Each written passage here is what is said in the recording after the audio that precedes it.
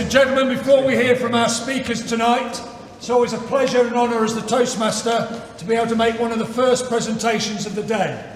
Now, many of you will have heard of the old saying, something old, something new, something borrowed, something blue, and a silver sixpence in her shoe. Well, it's believed the giving of a silver sixpence dates back to the Victorian era, and it's said the giving of that sixpence guarantees the newlywed couple a lifetime of health, happiness, wealth, and wedded bliss. So it gives me great pleasure to present you both with your very own lucky sixpence. Oh, thank you.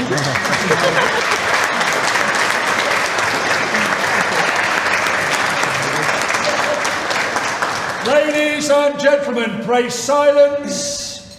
Praise silence for our beautiful bride today, Mrs. Gemma Collins. That's so weird.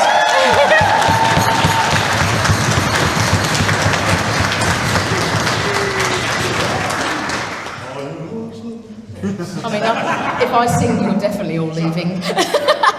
I know it's not tradition necessarily for the bride to speak, but I couldn't let this day pass without saying a few things. So I would just like to thank everyone for being here. And I had said earlier that if there was a mic on my shoulder to watch your faces as I walked into church, it was quite funny to see some shocked faces. I do wear a dress, this is the last one. Mine is very short and sweet, but just to say that I've waited a long time for this day is a bit of an understatement. So I've got a few things, but just...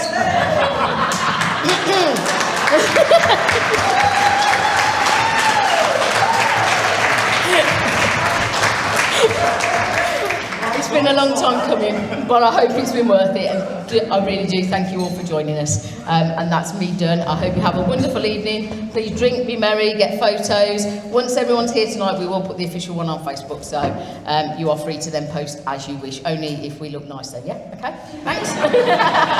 Thank you very much.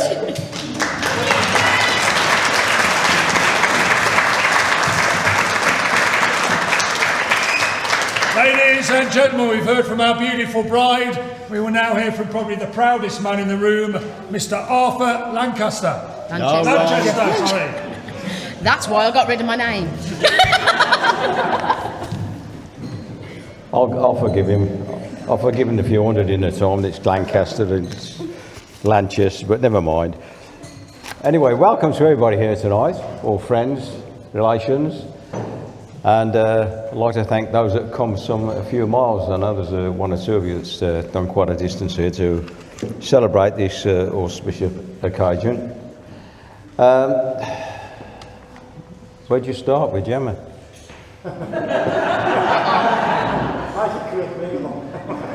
Is it time to sit down now? No.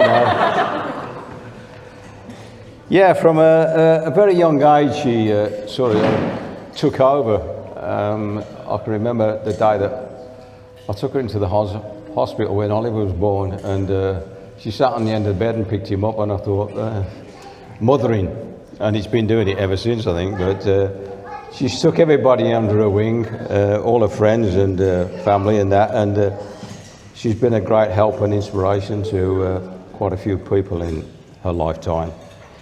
And we've been very proud of some of the things she's achieved, and least of all, Duke of Edinburgh Gold Award, and she got us an invite to Buckingham Palace garden party, and she was presented with her. And she carried on for a long time, and she's took a few people, a few youngsters through to the Duke of Edinburgh Award, so we're very proud of her achievements. In saying that, one or two times she's from a young age she was a bit, but you wouldn't have thought that for the first few years of her life, when we went on holiday, Dad had to carry her down the beach. Gemma was frightened of sand, and we had to carry her all the way down the beach and put her in the sea to have a paddle. But I don't think you're doing that now, do you? No. No. It's been a long time since Mark asked me if I could have the pleasure of marrying Gemma, asking her to propose to her. and I've forgotten how long it has actually been. I just don't know. And he got this ring. I know he told me, so I've got the engagement ring, and when we were on holiday, he said, I'm going to propose. I think the ring's been on 3 different bloody continents. I don't know how much import and export duty he's actually paid on the ring, because they're usually saying, have you got any jewellery with you, don't you? In some places you go, Mark, and you know. And I said, did you do it this time? No. Did you do it? No. I just didn't find the right time. I just didn't find the right time. But eventually, and I can't remember how long it has actually been, he did do it, and we're so pleased, and well, they've got our blessing anyway. And congratulations. And I hope you have a long and happy marriage. Thank you.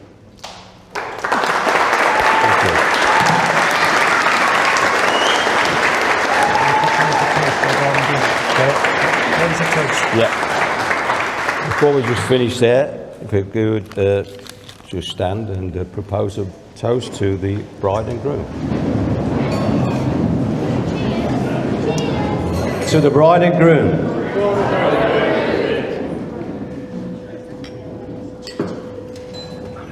Thank you.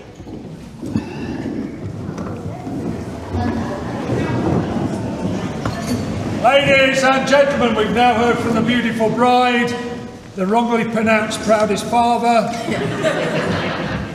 We will now hear from probably the luckiest man in the room, Mr. Mark Collins.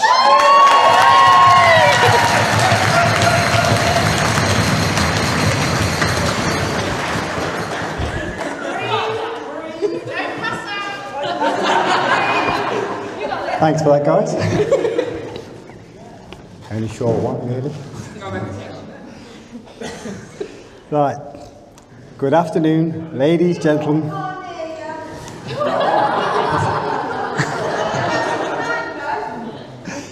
Good afternoon, ladies, gentlemen, friends and family. On behalf of my beautiful wife and myself.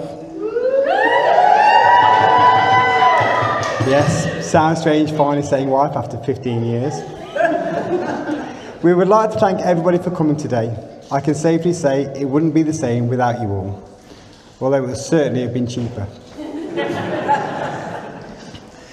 As you can see, there was a slight break from tradition, and the wife had to make sure she had her say. But to be fair, I've got to give her due. She has waited a while. I couldn't drag it out any longer. I'd like to thank Arthur, my new father-in-law, for his kind words and wishes. In addition, I'd like to thank Arthur and Muriel for welcoming me to the family. To be fair, I already call them Mum and Dad, but today it's official. Sorry, guys. I still remember asking their permission to ask Gemma to marry me. Dad's response was a rather bit quick and said, there's no returns or refunds. I think they thought the day would never come either. There was a lengthy delay from asking their permission to getting round to actually proposing. Having bought a ring, planning to propose in Ghana in 2019, due to an illness in the group we were with, Gemma having to take control over the group, it didn't seem the right time. Also, the ring was with me when I climbed Mount Snowdon in 2021, and we took Dad on the world's fastest zip line for his 75th birthday. So as you can see, the ring's been well travelled. Being a forgetful person, I opted for a perfect day to propose. 22nd of the 2nd, 22 at 2:22 p.m. That's got to be the easiest day to remember. Even I shouldn't forget that one. Fingers crossed. Our first date was on Valentine's Day 2019. Sorry, 2009. Hello. 2009. When it was arranged by a friend to go bowling. I thought I might be able to show off a few skills here, but I was sadly mistaken. She kicked my arse at bowling, even switching what hand she bowled with. There is no end to her talents. The deal with this wedding was Gemma sorts everything and I turn up. As you can see, we both upheld our ends of the bargain. Gemma's done everything from sorting handmade save the dates and invites to all the personalised bits you see on the tables and table decorations. and picking the wines, beers and gins. And like I said, I just turned up. We've had a few hiccups along the way between suits not fitting, rings not being ready, we actually picked them up yesterday, and the dress not fitting. It stressed me out no end. But Gemma, being Gemma, stayed calm through it all and kept saying, "Don't worry, we'll fix it." Who in the right mind also plans to have a full hip replacement only 7 weeks and 4 days before wedding? Gemma, that's who. But look at her walking down the aisle today. Didn't she look stunning in her dress? I only wrote the speech yesterday, but I hope it's going okay so far. Back to the dress. Today was the first time anybody but Gemma and her mum had seen it. Even the bridesmaids were trying to sneak a peek or guess what the style was, going as far as asking the seamstress and shopper staff, and not one of them guessed it right. So please, take loads of photos of the wife in her new dress, as is a very, very rare sight, having only seen her 3 times in the dress before, being bridesmaids to Joanna and Richard and to Claire and Lee in Greece. I remember my dad meeting Gemma for the first time. He loved her so much and said, "She's a keeper." Unfortunately, he passed away some years ago. He would have loved seeing her today, looking so beautiful. Also, sadly, one of our friends, Leslie, passed away recently, and Gemma's great aunt Jenny can't make here due to health reasons. So although they're not here with us today, but we know they're here in spirit. And they're not only in our thoughts today, but more importantly, they're with us in our hearts. So with them in mind, would you please all stand if you can, raise your glasses and join me into a toast to absent friends and family. Absent friends and family.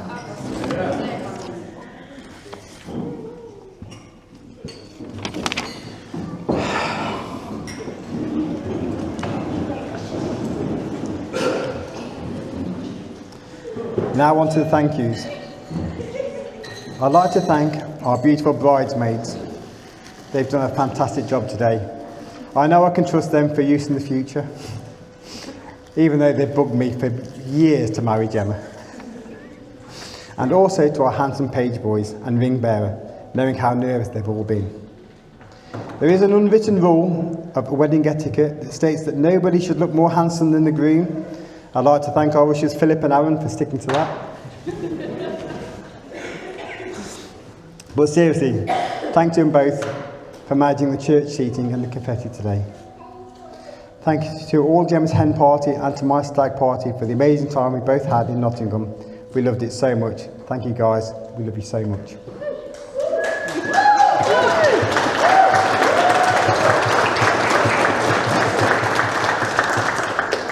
We would like to give out a couple of thank you presents out. Firstly, to Mom.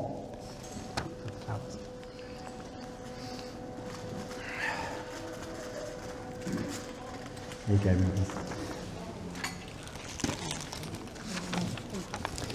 Thank you for all your help on the run up to the wedding. I can see where the wife gets all her calm and organisation from. Secondly, to Emma, for doing all the girls' hair and for all the support you give Gemma recently.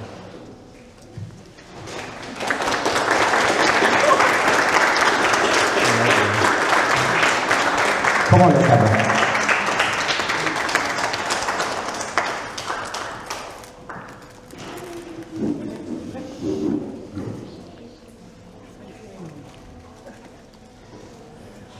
And lastly, we need to say some special thanks to Catherine. Without her help over the last few months, and even more so the last few days, I'm positive we would not have had everything done in time. She even roped in her son James till early hours of the morning. So for Catherine.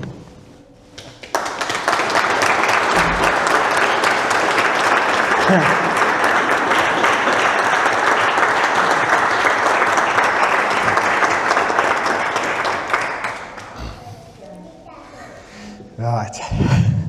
I have known Andy, my best man, his whole life, being his big brother. And throughout that time, he has always been there for me when it matters, and is always ready with an encouraging word and a few welcome beers when things are going badly, and if I'm honest, when things are going well. I'd like to thank him for his help on the stag do, ensuring I always had a drink in my hand, I wasn't tied to any lamppost, and I still retained all my clothes at the end of the night. So I'd like to thank him for being a true friend and a great brother. And to be honest, he did such a good the last time, I thought I'd give him another go at it. However, there is something I need you to be aware of. Andy suffers from that strange condition that occasionally causes him to drift in and out of weird, strange flights of fantasy.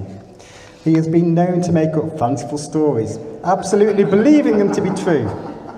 Anyway, it's only right to advise you all ahead of his speech.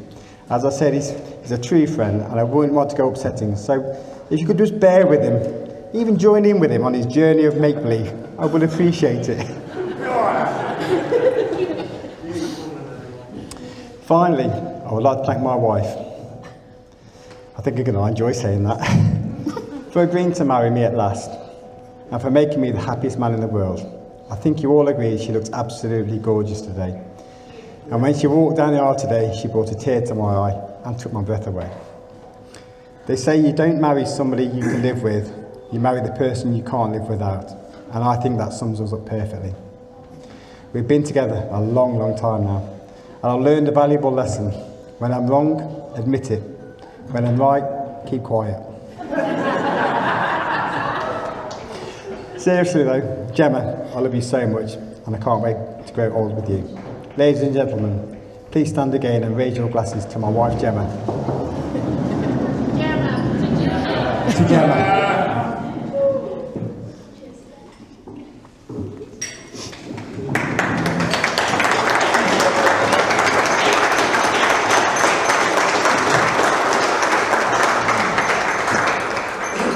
Now, I'm not going to stand here all afternoon and bore you with old jokes.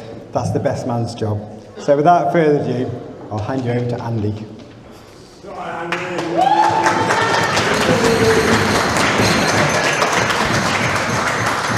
Ladies and gentlemen, we've heard from the beautiful bride, the proudest man in the room, the luckiest man in the room. We will now hear from probably the most nervous man in the room. Ladies and gentlemen, pray silence for the highlight of the afternoon, Mr. Andrew Collins.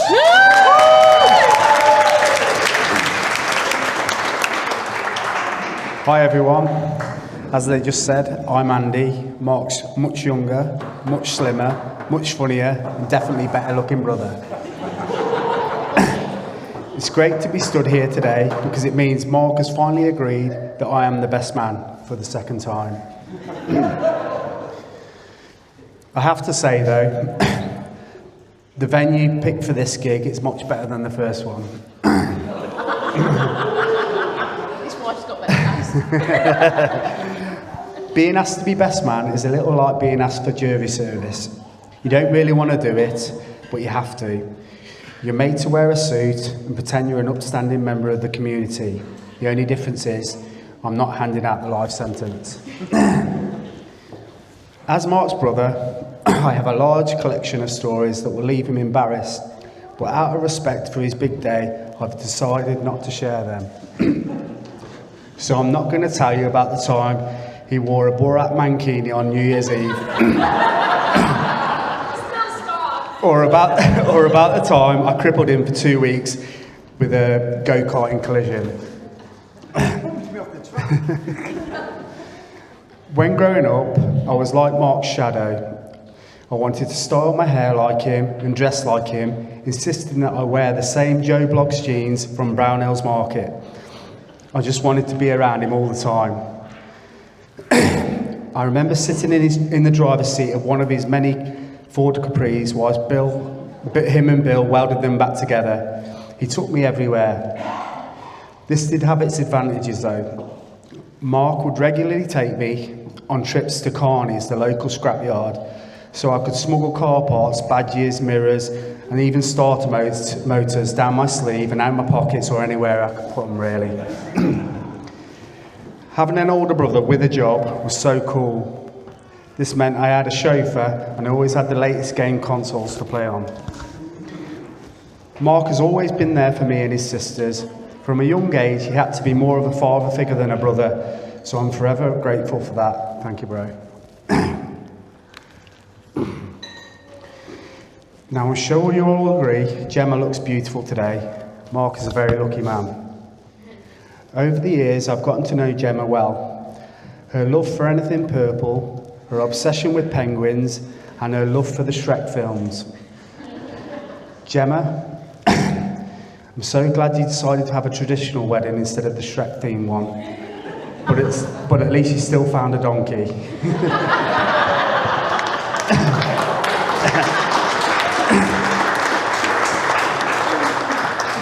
Mark, I thought I would finish off by giving you some brotherly advice. Always remember to get along with your mother-in-law. I didn't speak to mine for a couple of years. It wasn't because I didn't like her, I just didn't want to interrupt her. 2, the best way to remember your anniversary is to forget it once. And 3, never forget to say those 3 magical words, "You're right, dear." If you follow my advice, I'm sure you'll never go wrong. So finally, I would like to wish you both all the best, and would everyone be upstanding and raise their glasses to the new Mr. and Mrs. Collins.